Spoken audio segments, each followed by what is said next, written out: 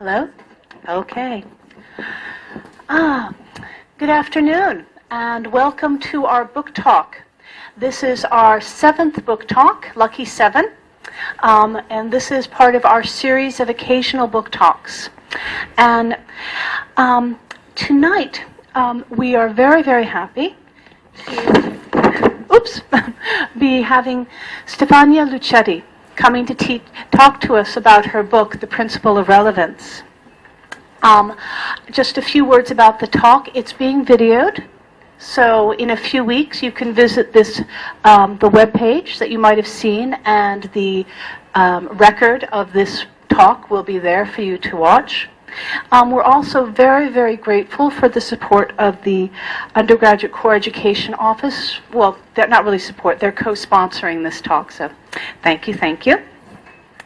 Now, also next week, she will be teaching 2 seminars through the Undergraduate Core Education Office, and I've heard that they're already full. But if that's the case, if you're not a person who is able to get into it, maybe you can email to that office and plead for more. Okay. Just a few words about Stefania.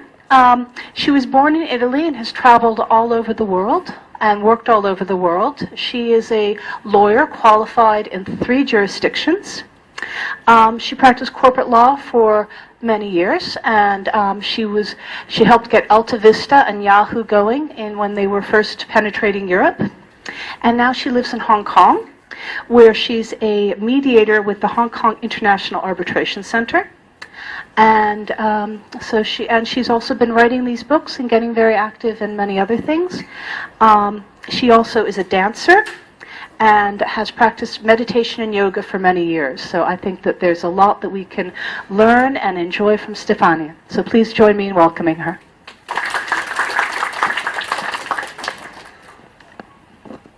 Thank you. Thank you for the warm welcome.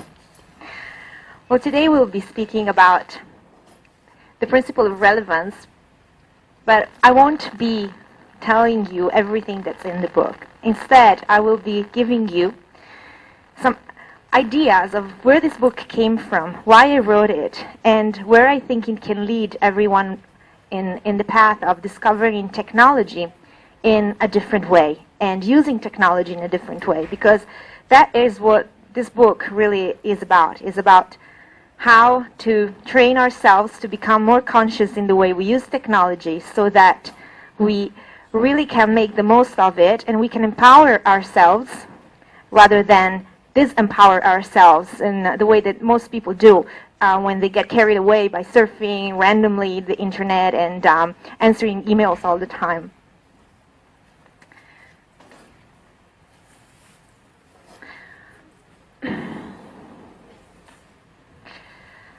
Well, 1894, it's a very sad thing that nowadays there is so little useless information from a writer that is very dear to a lot of us.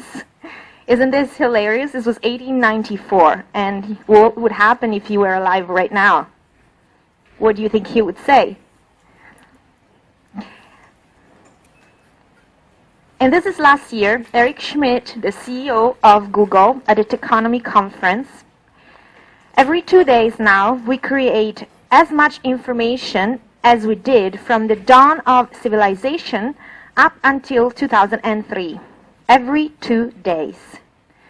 So really, what does that mean for us? What does it do to us? Where does it go, all this information? Where does it lead us? Where does it leave us? If every day we create all of this information, we also have to process all of this information. Are our brains up to it? Are we able to digest all this information? As mentioned, I've been a corporate attorney for over 10 years, and a couple of years ago I was on this corporate deal where there was a team of about 25 lawyers. The lawyers were all working away at the due diligence. The due diligence is when a company basically does an analysis on another company before they decide whether to buy the company or not. And it's a very tough job. It takes a long time, and it takes a lot of focus. And everyone was supposed to be working away at documents and writing and analyzing, and at the same time, all of us, we would be receiving one email every 30 seconds from other team members, from the client, from other people who were working on the project, and they were all emails related to the project. They weren't about something else. But what was happening is that someone would ask a question related to the project, related to the due diligence, like, what do you guys think about this issue? And everyone would answer. With 10 people in CC, everyone would give their answer. And their answers were really something like, well, I think this could be the solution. I think we really still need to look into this fact. I think we really will be looking at this afternoon. And no one was really answering anything because we didn't have the answers. And we didn't have the answers because we weren't doing the work. And we weren't doing the work because we were spending all our time answering emails. So at the end of that day, I went back to my hotel room. We were on a business trip in China. And it was very late. I wanted to go swimming. I'm a big fan of physical activity and movement. And I was really frustrated because it was midnight. And so I wrote on my notebook, relevance. Do people really know what it is? And have people really learned how to use it in this digital world? And that's how I started writing the Principle of Relevance. And I started doing a lot of research about it. And one of the things that I came across that surprised me and really made me think was this statement by this psychologist of the University of Virginia saying there has always been more information than people can mentally process.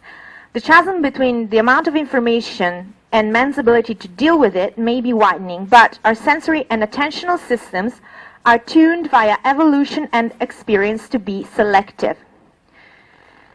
So what Dennis Profit is saying is that we should become more selective in the way we deal with information as time goes by. We should be able to upgrade the way we process information. And I was wondering with myself, is it what's really happening? Is it that we are not really becoming more selective, or is it that maybe the change that is happening in our world is so fast that we really haven't yet taken stock of it? We haven't yet decided that it's time to really become selective in a much, much more effective way. And here's where I'd like to ask you a question and have you think a little bit about your day. You know, how many emails do you receive on average on any day? And how much time do you spend surfing the internet? And is that surfing the internet random, or do you really do something with it? Do you have something in mind when you get on the internet, or do you just get randomly on surfing and or social media and that carries you away? Because that's what most people do, really. So it isn't really anything that's not happening out there. So what is really happening in your day, and how much time are you spending? And do you feel that you are more productive now that we have all these digital tools, or do you feel overwhelmed, as most people do? Now, in a university setting, probably the problem is a little less intense because you are all very well used to using information in an effective way. You're very well information literate. Corporate executives have a serious problem. I know a lot of corporate executives, and I do a lot of corporate talks, and they all tell me that they receive something between 300 and 600 emails every day. And can you imagine what that is? And how do they actually make decisions? What decisions do they make? And that's the second point that really struck me. And that is that we always think that our scarcest resource is time. But if you think about it very carefully, our scarcest resource is actually attention, especially in the digital age. And Herbert Simon, a Nobel Prize in Economics, said this in 1971. And this was quite a long time ago if you think about the digital age. It was still not a time when internet was so intense in our lives. In an information-rich world, the wealth of information means a death of something else, a scarcity of whatever it is that that information consumes. And what information consumes is attention. So a wealth of information creates a poverty of attention and a need to allocate that attention efficiently among the overabundance of information. Now, if you think about your day, every day, the decisions that you make, most decisions that you make are not really about where you're going to spend your money, although that is important. They're not really about what you're going to do with your time, although that is important, but they're mostly about where you are going to place your attention. Every single moment of your day, you are deciding where your attention goes. And when you're overloaded with inputs from the internet, from emails, those decisions are even more frequent. And this is really interesting because one of the scholars, one of the disciples of Herbert Simon, Michael Goldhaber, talked about it in terms of an economy of attention and how advertisers are all exploiting our need to focus our attention on something and our need for someone else to tell us what we should focusing our attention on. And the problem is so serious that a few days ago I received a letter from the Harvard Business Review. And since we have been talking to them about publishing a book, and we've been emailing with book proposals and having a sort of a conversation exchange about things to do in the future. When I received that letter and the envelope had above the address, it said, "For your immediate attention." I thought, oh, did I miss something? Did I miss any email from them? Did they send me a check? Did they accept? What is going on? I was like, okay, wow, great. But I'm really surprised that I missed an email from the Harvard Business Review. So I opened it up, and inside there was an invitation to buy a corporate subscription to the Harvard Business Review. And I thought, if this is how a very serious company tries to get the attention of people, where are we getting to? I was really surprised. So actually, attention is a problem, and we are all really feeling it very, very intensely. And companies and the economic world are trying to make the most of it, but at the same time, they're drowning in it as well. So I went on with my research, and I realized that what happens is that we are all used to responding automatically to everything. And that is because we are used to relating to each other on a personal level. And it is an automatic instinct in human interactions that when someone talks to you, you automatically presume that what they're saying to you is worth processing, is worth paying attention to. Because that is how we human beings are wired, to pay attention to what someone else is saying to us. Because otherwise our social system wouldn't work. But in the digital world, this really doesn't apply anymore. It really doesn't work anymore. Because in the digital world, it's like being in a room where there are 1,000 people and everyone is talking at the same time. And you can't possibly be paying attention to every single conversation. And even less, you cannot even think about responding to every single conversation. You can be skilled at listening to several people at the same time, but you can only choose one conversation that you will respond to. And this is what we all need to be learning to do in the digital world. Because otherwise what happens is that when we're overloaded with inputs, too many emails, too many chats, too many research results on Google, we have a fight or flight response. Some people have a flight response, and I know several people, several lawyers, several colleagues that when they get overloaded with emails, too many emails, they just give up and don't answer. So I'm sure that you know someone who has a flight response, someone that you can never get a hold of, someone who never answers. They get so many emails that they decided to give up. And some other people have what I call the fight response, and that's what most corporate executives have because they're all type A personalities, the fight response. And they sit down at their desk and they tackle each and every email one by one because they think that's the best way to try and be efficient. But then what happens is they answer email number one too quickly because when you have too much information to deal with, your brain tries to shut down by answering everything too quickly, and then 20 minutes later they realize that there's another email that they've answered to that actually changes the information they've answered to from the in the first email, that gives them more information that actually already answers that question, so they've just wasted their time. Or they just make decisions too quickly. And I keep wondering whether the financial crisis we've had a couple of years ago wasn't really partially due to the fact that people don't have the time to think before they make decisions anymore, and they just shoot out emails every single second without really thinking about the consequences. Now, this is the problem, if you want to call it like,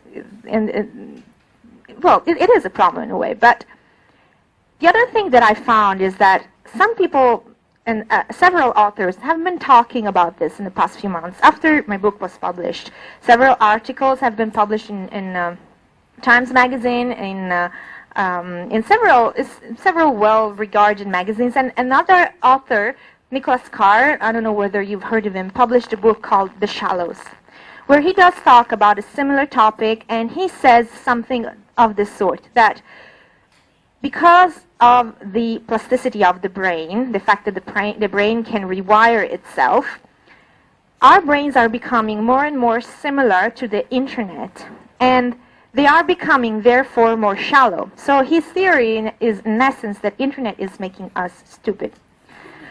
Now, after I read this, and I read all the sensationalist articles that have appeared in the past few months, I thought, well, really, this wasn't the message of my book. The problem is what we have identified, but I really wanted to get to a different solution. I don't think the internet is making us stupid.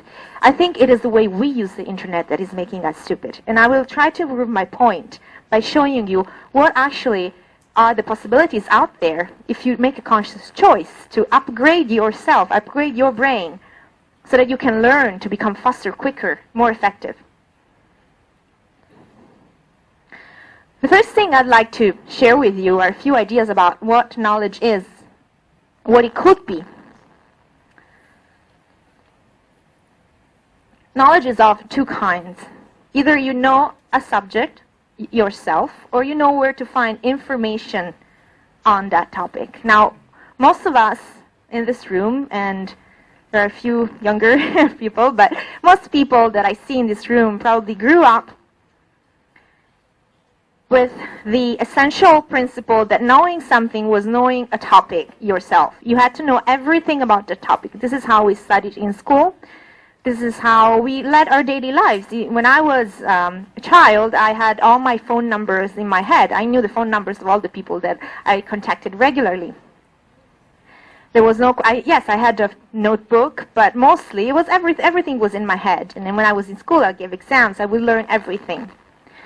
However, knowing where to find information on a topic is not really that, you can't really say that it's not knowledge. And if you know how to find information on a lot of topics, does it really diminish your intelligence or does it enhance it? Because if you think about it, the internet, the fact that with one click on the internet, you can find information, anything that you could possibly be looking for. You could find references to well-written books that you should read. And you can definitely get a little bit of knowledge about any kind of topic on Earth. You could see the internet as a sort of outsourced brain, like an external drive, an external memory, that allows you really to know a bit less about a single topic, but to know a bit more about a lot of other topics. Does it make you less intelligent? Not really, because the more topics you know about, the more connections you can make in your mind between those topics. The more ideas you get, the more you can really understand how something works because you can make connections. So if you can learn to use the internet as an outsourced memory, really you can expand your mind to know about a lot of things, and you can really learn how to leverage that knowledge in a different way. Now, I know I'm talking to a lot of professors, and I know that this is a little bit different from what you might sometimes teach your students. However, I'm not saying that you shouldn't learn your subjects. I'm saying that because we do have the availability of such a huge external memory, which is the internet, we should learn to make the most of it and really learn to use it to our advantage. And I say it for myself, in my over 10 years as a corporate lawyer, I've gone from knowing the civil code, and my first qualification is under Italian law, so I've gone from knowing the civil code by heart to knowing where I can find the information that I need, the case law that I need, and not really knowing everything by heart. Otherwise, I wouldn't be qualified in 3 jurisdictions, to be honest, because it isn't really possible to know everything by heart. But I do know where to find things, and I do know how to make connections, and I can thank the internet for that and the availability of information. Other new ideas that can really make you think about the internet in a different way, and this may be a little bit more fun. Crowd-accelerated innovation. What does it make you think of? Crowd-accelerated innovation is when several people get together and what they do together is bigger than what they could have done individually. Chris Anderson at one of the latest TED Talks talked about crowd-accelerated innovation through what children and kids and teenagers are doing through YouTube. Now, I have a passion for dance, and I used to be a semi-professional dancer, and I used to teach dance classes. I don't anymore, so I have I have a passion for dance, so that really struck a chord with me. What's happening is that when I grew up, dance used to be in a classroom where a teacher would teach you the steps, and you would learn a routine, and that was it. Now, if you go on YouTube, there are kids that are 6, 7, 8 years old, and they're making up their own routines, and they post them on YouTube. So there's a kid from Japan posting a routine on YouTube, and a kid from the United States that watches that routine on YouTube and improves those steps, and makes some better steps, and more difficult steps, and posts them on YouTube, and then another kid, 10-year-old from Korea, watches that video and improves on that step, and there are some amazing things coming out of this process, of this model. This is crowd-accelerated innovation, and it's really reshaping the way children communicate with each other and the way people are learning skills and are creating new things, our creativity processes, because it really makes it possible for you to know about what other people are doing and learn from them and expand on them. And the possibilities are, there's no end to possibilities, they're infinite. And under the same hat, new forms of cooperating are possible. And here is where I want to show you a video. And I will only run it for a couple of minutes because it's 5 minutes, a bit too long, but I'll only tell you, and then I'm going to talk about it after the video finishes, that the song is Lux Arunque, which in Latin means light and gold, and it's taken from a poem, and this is composer decided to do something special with it.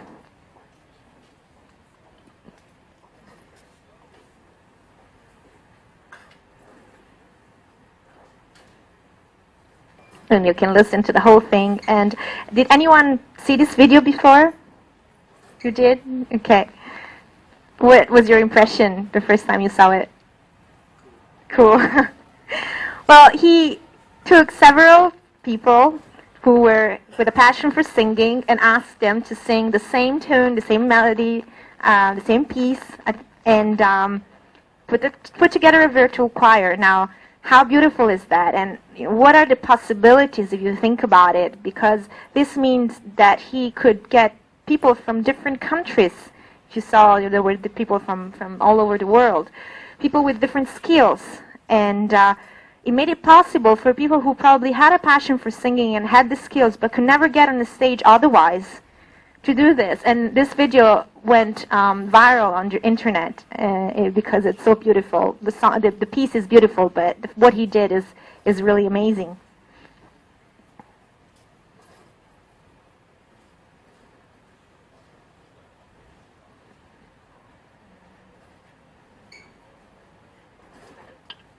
I'll go back to my slideshow. Okay. Which takes me again to another point, which is a new forms of dialogue. And we all see how most children and teenagers really prefer texting over any other form of communication. And I hear from a lot of parents and teachers who are worried about this, and they tell me, what are we to do? Because it seems like they are becoming somewhat illiterate compared to what we were. They are not so articulate. They prefer these quick forms of communications rather than face-to-face conversations and rather than articulate forms of written communication. Now, I'm sure it is true that there is a bit of a problem in the way that the form of communication that texting creates a little bit of takes away a little bit of subtlety in communications. But at the same time, what I see is that kids communicate with each other very well, so they understand each other very well. So it is it is us, it is our problem in a way. We are not able to understand them because the gap is so wide, and the changes that we are going through are so quick that really we can't, it's very difficult for us to keep up. But we have to trust the fact that communications have evolved throughout the years. They've always evolved, and we are not speaking and talking and writing in the way that people 100 years ago did. If you read something that was written 100 years ago, it was probably in a language that is, yes, comprehensible, sometimes beautiful, but definitely not how you would write right now. So while we have this difficulty, which is due to the fact that the speed at which changes have taken place is too high for us probably to take stock of right now, we do have to trust the process and the fact that we are creating new forms of communication and dialogue that will evolve through time, and it is our responsibility to guide those forms of communication rather than stop them and block them and say that they're not good.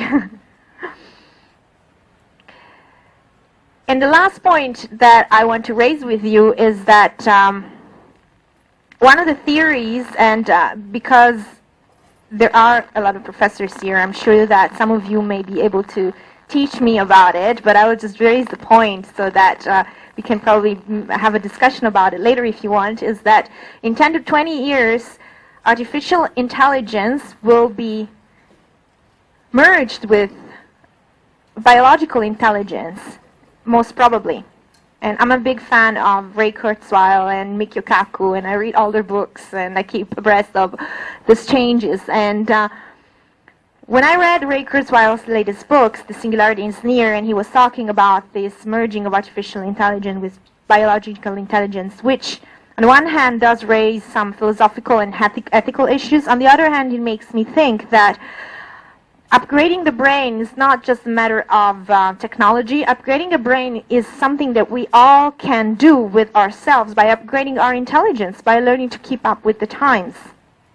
And I thought this was a beautiful thing to talk about because we all think that we're stuck with the brain that we have, but we're not. We can do a lot of things to become quicker, better, faster, more effective at what we do. And we don't need to wait for artificial intelligence to come and be uploaded to our brain, although I am eagerly waiting for it. And that's since I saw The Matrix Reloaded. That's the scene where she needs to steal the motorcycle from top of a truck, and she asks for the software to be downloaded to her brain so that she can actually do that. So I'm a big I'm really waiting for that to be possible. I drive motorcycles, but I can't steal them. But that could always be a useful skill.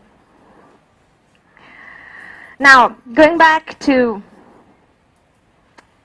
the principle of relevance, what does this mean, and why did I take you through this journey? It is because of the point that I was trying to make, and that it is that the internet per se isn't negative, and the internet per se is not making anyone stupid. On the other hand, the internet is as powerful a tool as you can ever have right now. And it is really up to each individual to learn to make the most of it, to learn to use information in the best possible way, to learn to process information quickly, to learn to be not overwhelmed, but actually to empower yourself with that information. And this is what the principle of relevance is about.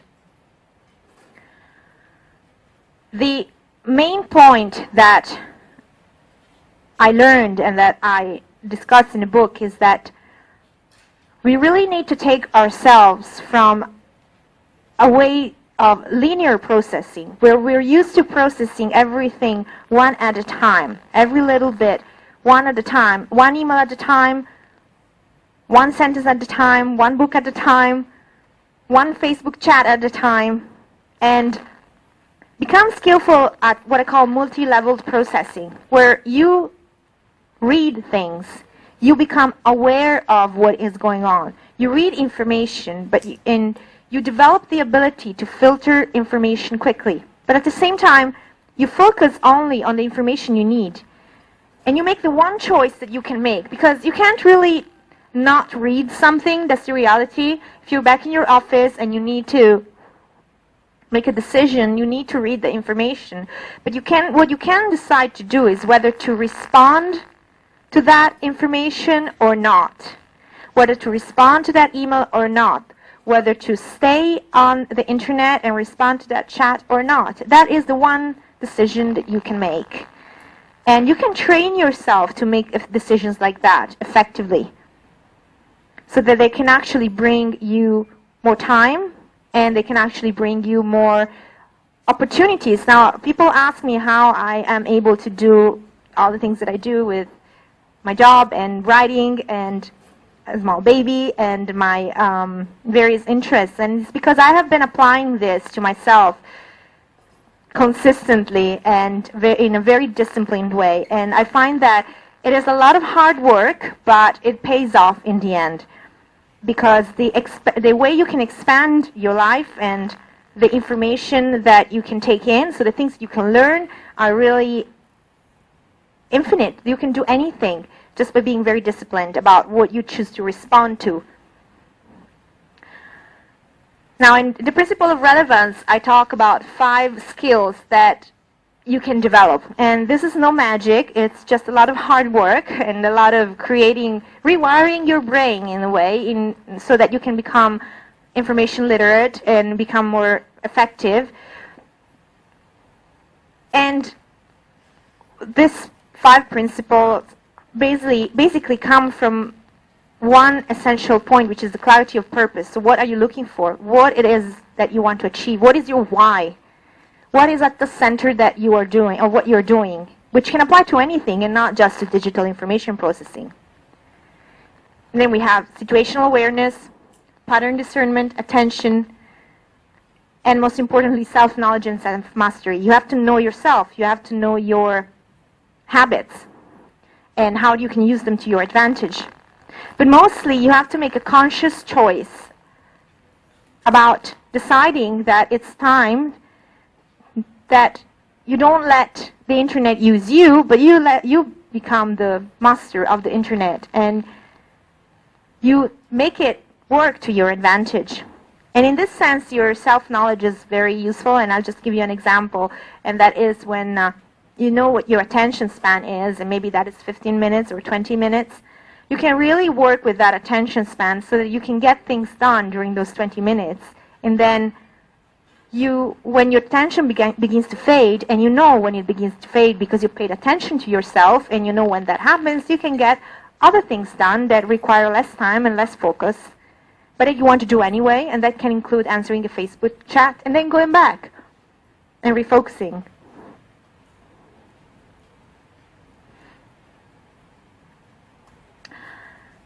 Now, that said, I want to leave you with a final question, and that is, and this is something I've been thinking about in the past couple of months.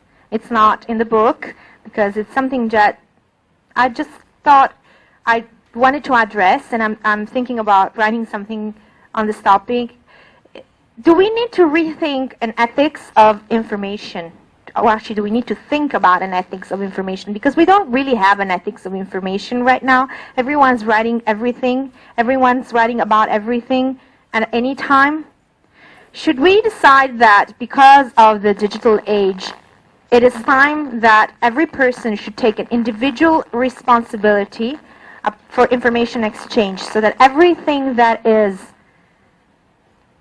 put out to the world really comes from a place of responsibility rather than just writing about anything and really not paying attention to what we put out, because we really make it hard for other people to make decisions when everything is there and that everything does not come from a place of responsibility. So this is just a question that I want to raise, and actually I'm very keen to hear your opinions on it. I'll close it here, and I'm happy to take questions or discussions or anything.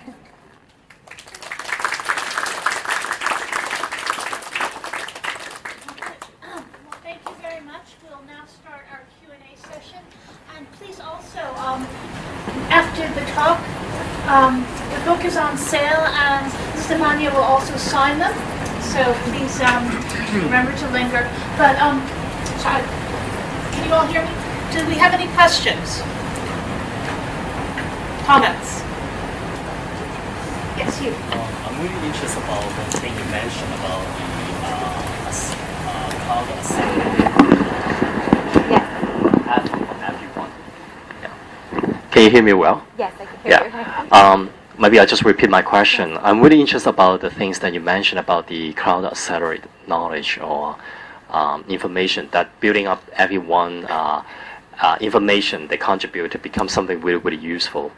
But do you see the characteristic or pattern how to gauge everyone, like a contribution of that information to achieve the positive way or constructive way? Because it seems like you mentioned, one example is actually the kids inventing a new style of dance, right? Sometimes it seems like this happened by incident. But can we actually identify the characteristics so that we can gauge everyone to achieve that impact? It's a really good question, and if you think about it, Wikipedia was born from the same sort of concept and formalized in a structure where people are encouraged to write, but because there are so many people writing, there is a sort of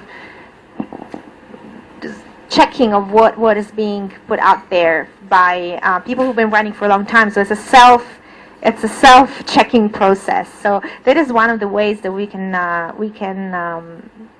create some processes and that create things in a positive way. But what I'm thinking really is that sometimes you do have to structure processes, but at the same time, when you structure things too much, creativity really doesn't flow that freely.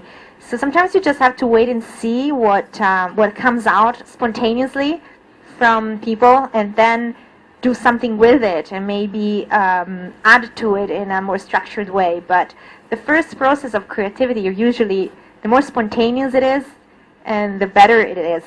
So I'm not really sure that creating structures around everything, if I understand well what your question was, would be beneficial in a longer term. But certainly with projects like Wikipedia and open source software, I think we are getting to a place where projects are actually being developed in a formal way through this crowd accelerated innovation system.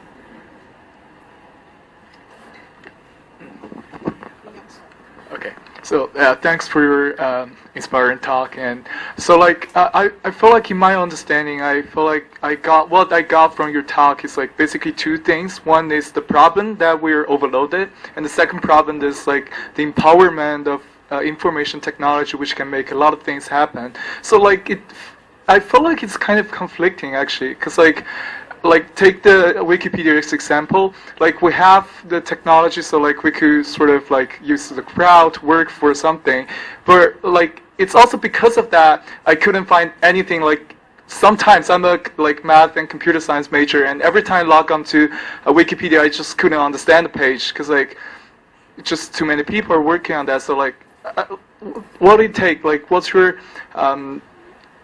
opinion about the sort of conflicting opinion? And the second question is, I'm a computer science guy, so you primarily talk about how do people change themselves to tackle the problem. What can we do as a information technology guy? What can we create to help people in that process to kind of avoid the information overloading problem? I see what you're saying about the conflict and the fact that, as you're saying, sometimes you look for information, and because there are too many contributions, Wikipedia, it doesn't make any sense. And in that respect, we could have two solutions. One is that of creating some gateways, as things used to be before. You had the encyclopedias where someone would decide what would be in the encyclopedia, and that would be it. But the thing is that I don't think this is going to work anymore, because the way the world is changing and the way the internet is changing the world doesn't really make it possible for someone at some point to decide this is going to be the truth and the only truth. There's always going to be more and more about everyone chipping in their little piece of information. How you put it together in a way that makes sense, that's where I started thinking about that ethics of information. Because maybe one solution is to really make sure that everyone is aware of the impact that they have when a little bit of information is presented to the world. Even if it's small, it does create confusion if that information is not correct. With Wikipedia, I noticed that they're trying to have a lot of controls on what's being published recently. I don't know whether they work or they actually make things more difficult. Sometimes I contribute just for the sake of it, just for fun, to see how it works and whether it's really true that you can add content, and you can. But it's also true that someone instantly writes back to you. If it's the first time you contribute, they will write back asking your sources, or they will delete things if they don't agree. So I still haven't figured out who is really behind. Is it the people who contribute more often? So the solution, really, an individual responsibility is what I would first think of, because that's where we're going. That's where the world is going, individual responsibility. And the way to achieve that is to teach children since really childhood, since primary school, that they are responsible for what they put out, and they have to consider very carefully. The other thing is what you can do to, in your work to help the situation. Well, from a technology point of view, it's very hard, because you can create technology, you can help to create technologies that can make filtering out of information easier. That is one thing. That can make sharing easier, so that someone can cooperate and share their thoughts with someone else, so that before the information is sent out, someone else has checked it, or someone else has brainstormed about it. That is one way. The thing is that the more we move forward, the more technology providers are moving away from responsibility for content, and I've seen this in every single country with my job as a lawyer. So it's very hard to give that responsibility to technology providers, but I have to move on. Yeah. Okay, I have two comments about the so-called ethics of information.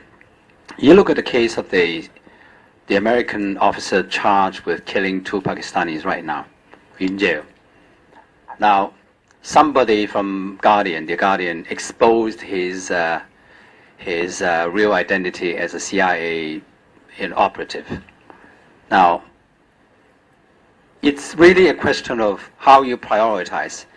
You have the right to know, and then you are now, by exposing him, you more or less seal his fate. Because how can the Pakistani authorities release this guy? Yes. Okay, so now that relates to the other question. When you talk about attention, you didn't say one thing. Then that is the quality of attention. In other words, if I take my own case, for example, every morning I consciously make a decision. If I want to write something creative, I do it first thing in the morning when my mind is fresh and this and that. In the afternoon, when I'm tired, I do things more mechanical. And therefore, when you talk about attention, you have to talk about prioritizing the quality of attention you pay. Can I comment? No, that's very true, and I think I addressed it when I was talking about the attention span. Sometimes you have more focus, and sometimes you have less, because it's definitely true that the quality of your attention changes, and it's a really good point to make, and thank you for that. And on the first point, yes, it is, I think, a serious issue that all newspapers are facing, that of deciding whether information should be exposed all the time. See the WikiLeaks case, what happened with that, and I think there were different opinions on that. Some people thought it was good what this guy did, and then some people thought that it was actually against the law and that he should be jailed forever. So there isn't still any consensus about where the limitations should be, but I would, you can probably think about putting a limit where when that information is going to hurt someone, at least you should think about whether you really want to put it out there or not.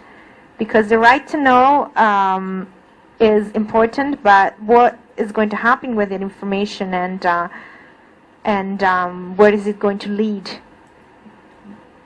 in terms of creating problems or actually severely hurting someone. So I think that's where the individual responsibility comes into play, and that's where the concept of having an ethics of information is important, because a lot of journalists don't actually have an ethics of information, and that's where the problem is. Okay. Another question. And one big problem for for information overloading is that there are too many providers, information providers. Like when I want to check my email, I need to check my UST inbox, Gmail, Hotmail, and QQ and MSN, and also my Renren, my Facebook, and I need to check all of them one by one. That's why I have to spend so much time in this tools every day, but you cannot really create a software to get your message from all of them for one time. It's impossible. And when you want to find someone, you usually choose one. You either send them a mail on your Facebook or you send a message. You cannot really send a message and to one people, and all of his or her device will receive the same message from you. If it works, it will be no points for there are so many providers. So do you have any opinion of this? That's very true. And because the second question, really the email box is really quite weak in sorting, in message sorting. They does not automatically sort the information you get, and so do you have any advice in that? For example, they can color all the different providers can make it different color, and you see the color, you can it's easy way for people to identify the message they receive, like. If it's from your friends, it's red. If it's from the school, it's blue. Like that. Yes, it's very human. But that is, you can do that on your Outlook. Yeah, you can set those rules and make sure that some emails come in different colors. Okay, and so they're really solutions. Yeah. On your first question, which I think is something a lot of people are thinking about. I think there are several softwares that are being developed or pushed out on the market to solve this problem. And I came across one recently, which I still haven't experimented with it. And actually, a high school teacher sent it to me saying it might be useful to you. And it's called HKUST. GIST, yes. And I just downloaded it, and it's supposed to give you all that information that comes from one particular contact at the same time, from whether it's email or Facebook or whatever other source. So I don't know whether it works well or not, and I don't know whether it enables you to send out one message to different providers, but I think the point from there is that because it is a problem, and we all feel it, and I know because people, when they try to get a hold of me, they send me a text message, an email, a Facebook message.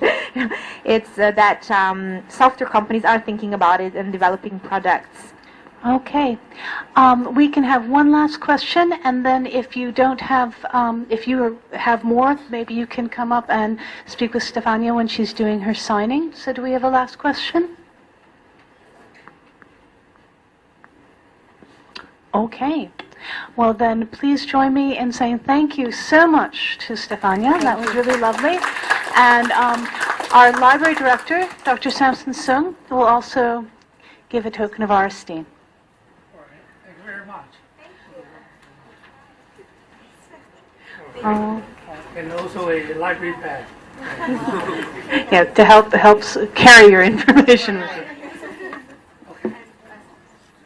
Oh yeah. Oh, here. If you stand here, then it's right.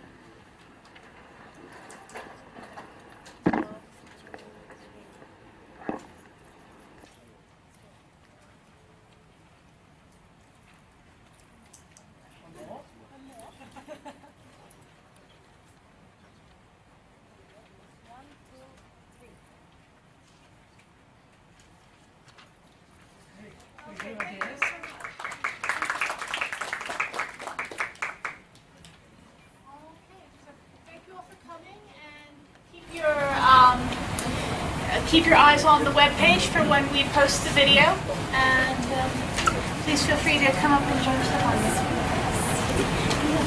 These are me.